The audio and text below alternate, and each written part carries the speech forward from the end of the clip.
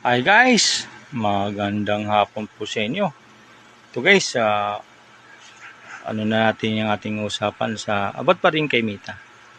Guys, sinit po ito ni Mita sa atin lahat, yung dignity. Sabi nga, lahat ng Jesus or ni Lord ay dignity. Dito din po kay Mita, ganun ang ginawa din po guys. Na lahat ng Mita o Facebook gumagamit dito ay yung equal dignity ang binibigay niya. Kaya tayo guys, pag mayroon tayo napapanood dyan na hindi natin nagustuhan, ay maghihini mo muna tayo mag-comment kasi sabi nga ni Mita ay equal ang opportunity natin dito sa kanya sa paggamit na ng kanyang apps at yung social media. Kaya pag tayo ay mayroon ay pag-isipan muna natin. Lalo na kasi ang nasasabi natin at naiano natin dyan ng comment ay nakakasakit ng emotion o damdamin ng isang tao na dapat hindi naman po natin ginagawa yun.